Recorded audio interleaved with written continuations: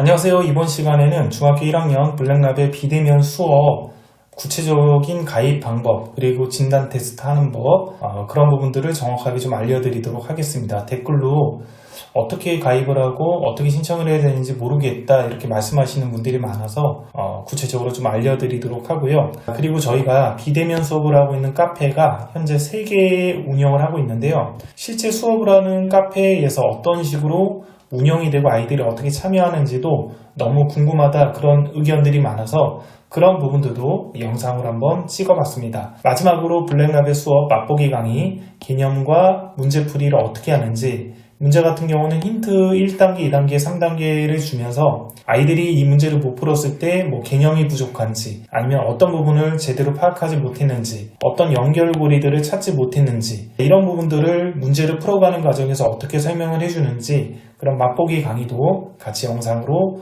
찍어놨습니다. 영상 소개란에 보면 링크가 있습니다. 링크를 클릭을 하시면 됩니다. 링크를 클릭했을 때 이런 카페가 나옵니다. 수잘공 1-1 심화 카페가 나오고요. 그럼 카페에 가입하기를 누르면 됩니다. 현재 멤버 수가 대략 300명이 좀 넘게 되어 있죠. 카페 가입을 하면 관리자가 바로바로 가입을 신청을 받지 못하고요. 최소한 하루 안에 가입을 신청을 받아줍니다. 가입을 하시면 여기 글들이 많이 있잖아요. 심화 수잘공 사용 설명서라고 있고 댓글들이 있죠. 그럼 이 내용들을 보고 댓글로 학부모님들이 궁금한 점을 남긴 겁니다. 그래서 이렇게 댓글로 참여를 하시고 궁금한 점을 남겨주시면 되고요. 그 다음에 강의 일정표 같은 경우도 가안으로 만들어 놨습니다. 그 다음에 수강료나 수강기간 이런 부분들도 저희가 정리를 해놨으니까 이런 부분들을 읽어보시고 어떤 식으로 카페가 운영이 될지를 판단을 하면 됩니다. 이거는 학부모님들이 많이 질문하는 내용을 좀 적어놨어요. 블랙라벨을 하며 다른 강좌도 할 수 있을까요? 우리 아이가 소화할 수 있을까요? 이런 부분에 대해서 질문이 많아서 그거에 대한 답변을 올려놓은 거고요. 그 다음에 이제 블랙라벨 수업 입문 테스트가 있습니다. 입문 테스트 요거는 실제 제가 가르치는 아이들 초등학교 5학년, 6학년, 중1 학생들 중에서 중학교 1학년 1학기 블랙라벨을 실제 본 아이들 대상으로 시험을 봤고요. 그리고 점수를 가지고 기준점을 만든 시험입니다. 그래서 여기 보면 시험 시간이라든지 시험 범위 중학교 1학년 1학기 처음부터 방정식 활용까지라고 나와 있죠. 그 다음에 시험 난이도 어떻게 되어 있는지 나와 있고요. 제가 가르치는 학생들 점수를 보면서 각각의 점수대별로 블랙라벨 수업을 들으면 어떻게 될지에 대한 기준점들을 정리를 해드렸습니다. 자, 그래서 시험을 보고 이걸 확인하면 되고요. 이렇게 내리다 보면 심화 입문 테스트라고 보입니다. 그럼 아이들이 충분히 시험 공부를 하게 하고요. 왜냐하면 난도가 꽤 높습니다. 그리고 이거를 클릭을 하면 이런 식의 이제 심화 입문 테스트가 나옵니다. 그러면 카페 닉네임 적어주시고요. 그 다음에 이메일 적어주시고요. 그 다음에 준비가 되었습니다. 네. 그리고 다음으로 누르면 이런 식의 문제들이 나옵니다. 이 문제들을 풀면서 답변을 적어주시면 됩니다. 답변을 적어주시면 점수가 나오게 되고요. 그 점수가 나오면 아까 했던 이 기준점들을 보면서 우리 아이가 어느 정도 점수니까 이 수업을 들었을 때 어떤 목표를 가지고 수업을 들을 수 있겠구나라는 걸 파악을 하시면 되겠습니다. 실제 테스트를 보고 이런 댓글들이 있습니다. 테스트를 했는데 점수를 보고 기절하는 줄 알았어요. 학원에서는 유형까지 한 상태에서 정답률도 높고 해서 이번에 심화 과정 해보려고 했는데 블랙라벨은 역시 넘사벽이었네요. 센으로 더 공부하고 다시 와야 할 듯 합니다. 이런 질문을 던졌습니다. 그래서 제가 그거에 대해서 답변을 내렸죠. 문제 해결력이 그래서 중요합니다. 개념과 유형을 아무리 완벽하게 해도 초등부터 스스로 어려운 문제를 풀기 위한 노력을 안 한 학생들은 이런 난도 높은 문제에서 수준 차이가 확 납니다. 그래서 제가 힘들어도 수학 심화를 하라고 강조하는 이유이고요. 그러니까 개념하고 유형만 나름 완벽한 것 같은데 왜 심화 테스트를 보니까 점수가 안 나옵니까? 그러면 아이가 이런 심한 문제를 풀어가는 문제 해결력이 형성이 안 된 거예요. 그러니까 간혹 개념하고 유형만 잘해도 수학을 잘한다라는 사람들이 있는데 개념하고 유형만 하면 개념하고 유형 정도 난도의 문제들만 나오는 그런 시험에서만 어느 정도 점수가 나오는 거죠. 그러니까 중학교는 일반적으로 개념하고 유형만 해도 100점을 맞을 수 있는 문제가 나오니까 아마 크게 문제가 없을 거고요. 고등학교 같은 경우는 이제 문제를 좀 어렵게 내는 학교 같은 데 가면 특목고나 자사고로 가든가 아니면 일반고에서 교과서나 프린트에서 똑같이 문제를 그대로 내지 않는 학교를 가게 되면 보면 개념과 유형만 해서는 점수가 나올 수가 없죠. 보통 개념하고 유형하면 3, 4등급이 나옵니다. 이렇게 생각을 하시면 되겠습니다. 그래서 이런 학생 같은 경우는 다시 공부하고 다시 와야 할 듯 합니다 라고 말씀을 했는데, 그 센을 열심히 푼다고 해서 이 심화 능력이 늘어나진 않습니다. 그래서 센보다 좀 더 높은 일품이나 그런 부분들을 도전하면서 심화 문제를 풀어가면서 심화 능력이 느는 거죠. 그리고 여기 같은 경우도 저희 아이는 테스트하고 충격을 심하게 받았지만 도전해보고 싶다요 해보기로 신청했어요 라고 나왔는데, 그거에 대해서도 제가 좀 답글을 달아드립니다. 심화를 안 해본 아이들은 문제를 풀어갈 때 자기가 배운 개념과 문제에서 주어진 조건 사이의 연결고리를 잘 못 잡습니다. 심화 안 해본 아이들은 그런 추론 능력이 없거든요. 그리고 복잡한 문제를 하나씩 분류하고 정리하여 추론해내는 것을 잘 못하죠. 저희 문제풀이 강의가 힌트를 주며 이런 연결고리를 찾는 방법을 알려줍니다. 조만간 편집이 끝나면 샘플 강의를 올릴 텐데요. 그래서 수업을 들을 때 문제를 자기가 맞았어도 문제풀이 강의를 들으면서 스님들이 개념과 심화 문제 사이 조건들을 가지고 연결하는 연결고리들을 어떻게 잡아가는지 해법을 아는 것이 중요합니다. 이런 식으로 제가 답글을 달아놨습니다. 이런 식으로 이제 테스트를 보고 좀 궁금한 부분에 대해서는 제가 답글을 좀 달아드리면서 아이의 방향성을 잡는 데 도움을 드립니다. 자, 그리고 이제 카페에 보면 비대면 수강 신청서도 나와 있죠. 그래서 수강 신청서를 클릭해서 들어가면 수강 신청을 할 수가 있습니다. 실시간 궁금한 거는 관리자가 카톡 채널을 운영을 해서 답글을 달아드리고 있습니다. 최근에 수업 관련해서 학부모님들 몇 분이 강좌가 9주 수업을 듣고 3주 복습 과정인데 이거를 3주 수업 듣고 1주 복습하는 걸로 해주면 어떠냐 이런 의견을 제시해서 그거 관련해서 이렇게 설문조사를 좀 해봤습니다. 그러니까 3주씩 진도를 나가고 1주는 진도 나간 부분을 복습을 하면서 잘 이해가 안 되거나 어려웠던 거를 질문을 하면 저희가 게시판 질문이나 혹은 보강 영상으로 그 부분들을 해결을 해주면서 이렇게 나가는 것이죠. 물론 이제 잘하는 아이들은 요청을 하면 모든 강좌를 다 열어주니까 혼자 빨리 나가면 됩니다. 이런 부분들을 설명을 했는데 3주 진도 나가고 1주씩 복습하고 그때 질문도 받아주고 그런 게 훨씬 좋을 것 같다라는 의견이 거의 80%라서 아마 그렇게 일정을 바꿀 것 같습니다. 현재 지금 수업을 진행하고 있고 아이들이 참여하고 있는 중학교 1학년 1학기 개념 강좌 카페에 들어왔습니다. 여기 들어온 이유는 이 카페를 통해서 강의를 하고 아이들이 보고 참여를 하는데 어떤 식으로 참여를 하고 있는지 궁금하실 것 같아서 들어왔습니다. 일단 여기 메뉴를 보면 이렇게 나와 있죠. 주간 테스트도 보고요. 그 다음에 OT 강좌가 있고 아이들이 과제 제출을 이렇게 하게 됩니다. 과제 제출을 하는 이런 코너들, 이런 게시판이 있고요. 또 질문을 합니다. 그럼 아이들 질문을 하면 그거에 대해서 질문을 이렇게 받아줍니다. 질문으로 좀 해결이 안 되는 것들은 보강으로 영상을 찍어줍니다. 그래서 보강을 보면 이런 식으로 보강 영상들이 이렇게 들어가 있죠. 그래서 학원하고 좀 비슷한 느낌이 들도록 아이들이 질문을 하면 바로바로 답글을 달아주고요. 좀 어려운 것들은 이런 보강으로 해서 다시 한번 영상 강의로 찍어줍니다. 최근 글부터 한번 볼까요? 쌤비 96쪽 61번 질문입니다. 평소에 답은 맞는데 풀이 과정이 이상한 것 같아요. 한번 점검을 해주실래요? 이렇게 나왔습니다. 그래서 아이가 푼 풀이 과정을 이렇게 올려가지고 제가 그거에 대해서 답글을 올려줬죠. 맞는 풀이입니다. 문제 조건에 꼭 맞는 세련된 풀이는 아니지만 매우 잘 풀었네요. 칭찬해주고 싶어요. 올바른 풀이도 아이 보고 강의 영상이나 해설지를 독해하여 꼭 함께 익히라고 해주십시오. 아이가 나름 창의적으로 풀어서 깜짝 놀랐습니다. 이런 식으로 답글을 올려줍니다. 그리고 아이들이 이렇게 숙제한 걸 올립니다. 요거는 개념 테스트 한 걸 올렸죠. 개념을 정리하는 거 저희가 개념 테스트도 합니다. 그리고 요거는 본인이 오답 테스트를 한 거네요. 이런 오답 양식을 저희가 만들어 주고요. 아이들이 오답 문제를 여기 왼편에다 풀고 오른편에다는 그 오답 문제를 왜 틀렸는지 분석하게끔 이렇게 하고 있습니다. 이 학생은 글씨도 예쁘게 쓰고 아주 잘하는 학생이네요. 성실하게. 그리고 이제 교재 푼 사진들을 이렇게 올려서 숙제한 거를 저희한테 올려야 됩니다. 그러면 관리쌤이 이거를 확인해 가지고 과제 제출 명단들을 만들어냅니다. 자, 여기 또 질문이 최근에 나온 건데 선생님 시계 문제에 대해 이해가 잘 안 됩니다. 보강 때 설명해 주실 수 있나요? 그래서 제가 보강 때 설명 영상을 찍어줄게 이렇게 답변을 소통을 합니다. 이거는 뭐냐면 과제 관리 선생님이 과제를 확인하고 이렇게 정리를 한 겁니다. 과제가 언제까지였는데 누구누구가 올렸다 그런 게 나오고요.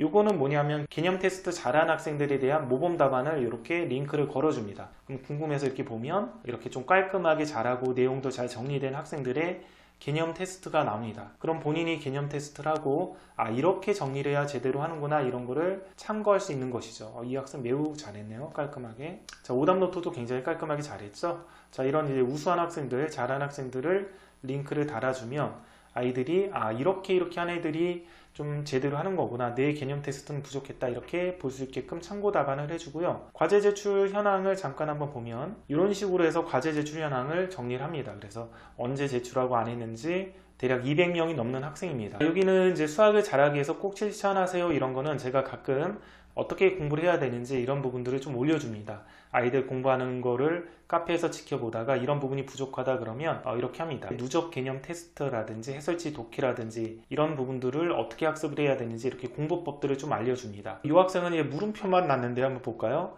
여기는 이제 간단한 지문이라서 물음표를 이 학생이 한 거고요. 그거에 대해서 다른 학생들, 간단한 지문 같은 경우는 학생들이 이렇게 올려주는 경우도 있어요. 왜 이렇게 되는지 답변을 달아주고 선생님들이 따로 답변 달기 없으니까 뭐 잘했다라고 이런 칭찬 스티커를 붙여줬습니다. 이렇게 다른 친구들의 질문을 잘 받아주는 학생 같은 경우는 저희가 주기적으로 시상을 합니다. 우수 학생으로. 이거 같은 경우도 한번 볼까요? 15강 쌤비 문제들이 너무 어렵다라고 합니다. 문제가 뭔가 이렇게 올렸습니다. 어머님이. 제가 봤더니 원가, 정가, 뭐 이렇게 증가율 관련한 문제를 많이 어려워해요, 아이가. 그래서 이 부분이 아이가 무슨 문제가 있을까요? 이런 질문을 해가지고 제가 이제 답변을 드린 거죠. 이런 부분을 유형 개념이라고 합니다. 기본 개념은 아니지만 활용 문제를 푸는데 필요한 것이죠. 이거는 이제 기본 개념에 잘 안 나와 있어요. 교과서나 그런 데 안 나와 있고 이런 응용 문제를 풀 때 필요한 내용들이죠. 그래서 아직 이 부분에 대한 개념과 그것을 적용하는 데 익숙하지 않아서 그러니 강의를 듣고 풀면 됩니다. 그러니까 이게 특별히 문제가 없다라는 거죠. 아직 그 부분에 대한 개념을 모르기 때문에 못 푸는 거니까요. 증가율 관련한 부분은 주말 보강 영상으로 정리해 드릴게요. 개념이 부족할 때는 문제를 오랫동안 생각하는 것이 아니라 해설지 독해나 강의 등을 통해 자기가 부족한 개념을 숙지하고 익히면 됩니다. 넓게 보면 개념 교재와 유형 교재는 개념을 정리하는 교재이고요. 심화 교재가 문제 해결력을 연습하는 교재라고 생각하면 됩니다. 자, 이 부분은 개념을 적용하는 게 익숙하지 않아서 그러니 너무 걱정할 필요가 없습니다. 이런 식으로 소통을 좀 해줍니다. 저희들이. 이거는 주간 테스트고요. 아이들이 주간 테스트를 보고요. 다 보면 이런 식으로 정답 및 해설을 주고 이제 설문 결과를 이렇게 봤습니다. 어느 정도 점수대가 나온지 본인이 알아야 되니까요. 저는 안 봤지만 한번 그냥 90점 미만 80점 이상이라고 하고 한번 투표를 한번 해보겠습니다. 이렇게 표가 나옵니다. 100점 맞은 애가 대략 22.2%, 100점 90점 이상이 18%, 100점 미만, 그 다음 90점 미만 80점 이상이 31%, 자기 위치를 어느 정도 알 수가 있는 것이죠. 그리고 요거는 도전 문제, 유리미가 쏘아올린 작은 공은 뭐냐면 가끔 아이들이 질문을 하는데 개념적으로 괜찮은 질문들이 꽤 있습니다. 그래서 그거를 제가 같이 한번 풀어보자고 이렇게 나온 겁니다. 어떤 학생이 질문한 문제고요. 이 부분에 대해서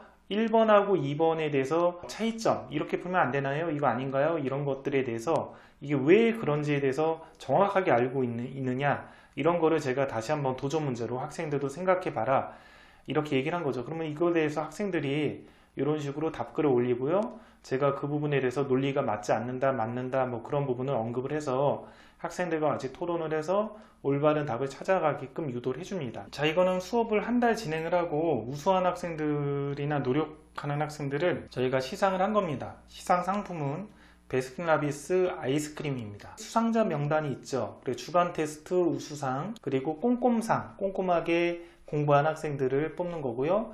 그리고 적극적인 참여상, 다른 친구들 질문에 적극적으로 답을 해주거나 뭔가 적극적으로 참여한 상, 뭐 도움상, 적극상, 성실상, 그리고 발전상, 이런 부분들을 학부모님들도 같이 뽑아줬어요. 같이 뽑고 저희도 뽑아가지고 대략 한 30-40명 정도 되는 것 같은데요. 이 정도 학생들에 대해서 이제 시상을 하고 선물을 줬죠. 아이스크림을. 매달 이 정도씩 시상을 하고 있습니다. 이거는 개념 강의 한 내용인데요. 일단 미션을 줍니다. 개념 강의가 있으면. 저녁 식사 때 부모님께 아래식이 성립하는 이유를 물어보세요. 만약 모른다면 교과서 원리를 이용해서 여러분들이 설명해 주세요. 꼭 교과서 원리대로 설명해야 됩니다. 이렇게 제가 이제 미션을 줍니다. 그리고 이제 과제물이 나가죠. 과제는 이 강의를 듣고 어디까지 과제를 해야 될지 과제물이 나갑니다. 그리고 밑에는 개념 테스트가 있고, 그러면 아이들은 이 강의를 듣고 나서 미션들을 하는 거죠. 그래서 미션이나 뭐 질문들을 달면서 이렇게 소통을 합니다. 교과서 원리대로 제대로 설명을 했으면 제가 참 잘했어요 라고 해주고, 제대로 설명이 안 돼 있으면 이렇게 댓글을 달면서 좀 유도를 해줍니다. 어떤 부분이 부족하다 이렇게 유도를 해주죠. 이렇게 하면서 개념을 정확하게 아이들이 듣고 나서 이해하는 과정들을 선생님들이 이제 강의마다 이렇게 체크를 해주고 있습니다. 이거는 저와 같이 수업을 하신 선생님이 강의를 하시고 역시 개념 테스트, 그 다음 오답 노트 양식 만들었고요. 그 다음에 이 강의에 대해서 도전 과제들을 이렇게 만들어줍니다. 강의를 잘 들었다면 1에서 10까지의 곱의 약수가 몇 개인지 구할 수 있을 거예요. 이걸 댓글로 남겨주세요. 그럼 아이들이 강의를 듣고 그거에 대해서 이제 답을 내고 이렇게 소통을 하는 과정입니다. 이런 식으로 저희가 운영하는 어떤 카페에서 강의들을 만들 때 나름 좀 오프라인, 대면 수업 못지않게 아이들이 뭔가 소통이 되고 뭔가 딱 과제나 테스트를 보고 그런 부분에 대해서 일정에 맞게 진행이 되도록 이러한 장치들을 만들어냅니다. 그리고 모든 강의는 아무 때나 들을 수 있는 게 아니라 딱 일정에 맞춰서 강의가 열려서 학원같이 그 날짜에 강의를 자기가 듣고 공부를 하고 그 날짜에 맞춰서 과제나 그런 부분을 제출을 해야 됩니다. 예를 들면 이런 일정표를 아이들한테 다 줍니다. 그래서 강의를 언제부터 들어야 되고 언제 질문을 하고 과제는 언제까지 제출하고 테스트는 언제 보고 보강은 언제 있는지가 이런 식으로 일정표가 아이들한테 다 나갑니다. 그거에 맞춰서 아이들은 개념을 듣고 자기 과제라고 보강을 듣고 테스트를 보고 그렇게 체크를 하면 되는 거죠. 그리고 우수한 학생들은 이제 강의를 빨리 들을 수 있도록 따로 연락을 하면 미리 열어줘서 이 일정에 상관없이 모든 강의를 들을 수 있도록 만들어줍니다. 마지막으로 블랙라벨 수업 맛보기 강의, 어떤 식으로 개념 강의하고 문제풀이 강의가 진행이 되는지를 보여드리도록 하겠습니다. 카페에서 운영하는 거라서 강의를 여러 번 듣는 것들이 가능하기 때문에 좀 모르거나 어려울 때는 여러 번 복습할 수 있는 장점들이 좀 있습니다. 약수와 배수의 개념은 아니지만 약간 확장이 될 수 있는 개념들을 한번 설명을 해보도록 하겠습니다. 우리가 13을 5로 나눴다. 그러면 몫이 2다. 나머지가 3이더라. 이렇게 쓰죠. 근데 이거를 이렇게 쓸 수도 있어요. 13을 5로 나눴더니 몫이 3이고 나머지가 마이너스 2다. 이렇게 우리가 표현할 수도 있는 거죠. 그러면 13이라는 것은 5로 나눠주면 3이 남는 수다 라고 말할 수도 있고 13은 5로 나눴을 때 2가 부족한 수다 이렇게 얘기할 수도 있는 거죠. 이거를 확장해서 이러한 개념들을 만들 수가 있습니다. 예를 들어 3으로 나눴을 때 나눠 떨어지고 3의 배수죠. 3K라고 표현을 합니다. 5로 나눴을 때 나눠 떨어진다. 역시 5의 배수죠. 자, 이거를 동시에 만족하는 수는 뭐가 되냐? 3으로 나눠도 나눠 떨어지고 5로 나눠도 나눠 떨어지니까 15로 나누면 나눠 떨어지겠죠. 15의 배수다. 이렇게 우리가 표현을 할 수가 있겠습니다. 자, 그런데 만약에 3으로 나눴을 때 나머지가 1이더라. 5로 나눴을 때도 나머지가 1이더라. 그럼 이거를 동시에 만족하는 수는 뭐냐? 3으로도 나눠서 나머지가 1이고 5로 나눠도 나머지가 1이니까 이거는 15로 나눴을 때 나머지가 1이 되는 수다. 이렇게 우리가 정의를 할 수가 있겠습니다. 자, 요거를 이렇게 한번 가볼게요. 만약에 3으로 나눴을 때 나머지가 1이고 5로 나눴을 때 나머지가 3이 되는 수는 뭐냐? 그러면 우리는 이렇게 볼 수가 있는 거죠. 방금 여기 풀었을 때는 나머지가 똑같죠. 나머지가 똑같으면 그 나머지 똑같은 게 이렇게 가면 되는데 지금은 나머지가 다르죠. 얘는 3으로 나눴을 때 나머지가 1이고 얘는 5로 나눴을 때 나머지가 3이죠. 그러니까 나머지가 다른 상태입니다. 자, 그러면 우리는 이거를 어떻게 생각을 하냐면 3으로 나눴을 때 1이 남는다는 것은 3으로 나눴을 때 2가 부족하다는 말이랑 똑같은 거고 5로 나눴을 때 3이 남는다는 것은 5로 나눴을 때 2가 부족하다라는 말이랑 똑같은 겁니다. 그러므로 얘네들을 동시에 만족하는 게 뭐냐? 3으로 나눠서 2가 부족하고 5로 나눠서도 2가 부족하니까 15로 나눴을 때 2가 부족한 수가 되겠다라는 겁니다. 한번 수들을 나열해 보면 15로 나눴을 때 2가 부족한 수가 예를 들면 13, 그리고 n에다 2를 대입하면 30 빼기 2니까 28, 3을 대입하면 45 빼기 2니까 43, 이러한 수들이 있겠죠. 자, 이러한 수들을 실제 한번 3으로 나눠보면 3, 40이니까 나머지가 1이고 5로 나눠보면 5, 20이니까 나머지가 3이 되죠. 그러니까 문제의 조건을 만족한다라는 겁니다. 그래서 여러분들이 문제를 풀 때 나머지가 서로 다를 때는 부족의 관점으로 가서 똑같은 형태로 만들 수가 있느냐 없느냐 그것을 생각하면 된다라는 겁니다. 자, 그러면 만약에 이런 경우도 있거든요. 3으로 나눴을 때 나머지가 1인데 5로 나눴더니 나머지가 2가 되다. 자, 이거는 내가 부족의 관점으로 가도 3으로 나눠주면 2가 부족하고 5로 나눠주면 3이 부족. 그러면 결론적으로 우리가 나머지의 관점으로 가도 이 부분이 다르고요. 부족의 관점으로 가도 이 부분이 다르죠. 그럼 이런 거는 어떻게 할 방법이 없냐 그러면 이런 거는 특별히 쉽게 할 방법은 없고 나열을 통해서 구하는 방법밖에 없는데요. 우리가 구하고자 하는 수는 어쨌든 3으로도 나누고 5로도 나눌 거니까 즉 15로 나눠줘야 됩니다. 15로 나눴을 때 이 부분에 뭐가 들어가면 되느냐라고 해서 5로 나눴을 때 나머지가 2가 돼야 되니까 5로 나눴을 때 나머지가 2가 되는 수를 한번 찾아보는 거죠. 일단 2가 있겠죠. 그 다음에 7도 있고요. 그 다음에 12도 있겠죠. 그 다음에 17도 있는데요. 이게 다 구하지 말고요. 15로 나눴을 때를 생각하니까 15보다 작은 것들까지만 찾아주면 됩니다. 15보다 작은 것들 중에서 5로 나눴을 때 나머지가 2가 되는 수를 찾고요. 그 다음에 그 수 중에서 3으로 나눴을 때 나머지가 1이 되는 수를 추려주는 거죠. 그럼 요거밖에 없죠. 7밖에. 그럼 여기에 7이 들어가면 되겠습니다. 이렇게 찾아주는 방법이 있습니다. 1부터 200까지 자연수를 연속하는 세수끼리 묶은 198개의 묶음을 다음같이 차례대로 배열했다. 이때 한 묶음 안에 들어있는 세수의 합이 12의 배수가 되는 묶음의 개수를 구하시오. 이런 문제입니다. 이거는 연속하는 세수를 더했을 때의 성질을 파악을 해서 문제를 풀라는 겁니다. 이 문제를 풀기 위한 1단계 힌트는 연속하는 세수를 이렇게 놓고 한번 접근을 해보십시오. x-1, x 더하기 1. 자, 이렇게 연속하는 세수를 놓고 한번 접근해서 뭔가 규칙성을 여러분들이 찾아보는 게 1단계 힌트입니다. 1단계 힌트를 줬는데도 못 풀었다면 2단계 힌트로 가보겠습니다. 2단계 힌트는 연속하는 세수를 더하는 겁니다. 얘네들을 더해봅니다. 더하면 어떤 특징이 있습니까? 이게 3x가 되죠. 자, 그러면 여기서 뭘 할 수가 있습니까?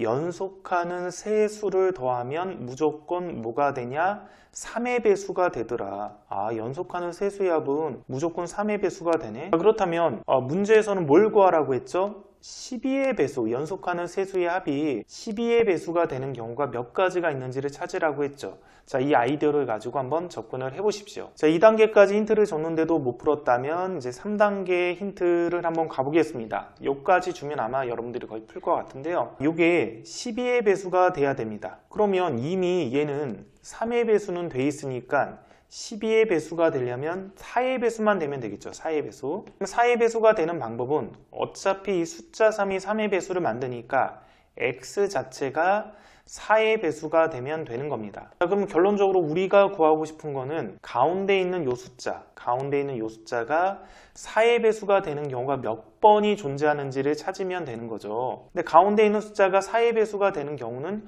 여기 보면 여기서부터 시작하잖아요. 3, 4, 5부터. 3, 4, 5부터 시작해가지고 그 다음에 이제 7, 8, 9가 시작을 하겠죠. 이렇게 쭉 가서 200으로 끝나니까 200 전에 가운데 있는 4의 배수가 뭐가 있을까요? 196이 있겠죠. 그래서 196, 197, 여기가 195. 이렇게 가면 이런 녀석들이 지금 4의 배수가 다 되는 거잖아요. 자, 마지막에 200으로 끝나니까 이 가운데 숫자가 200이 되는 경우는 불가능합니다. 그러면 결론적으로 여기서부터 여기까지가 총 몇 개가 있는지만 구하면 되는 거고요. 자, 4의 배수가 200까지 간다면 이걸 4로 나눠주면 4, 5, 20 총 50개가 되는데 200은 포함을 못하니까 50개를 제외하고 49개가 되겠죠. 네, 정답은 49개가 되겠습니다.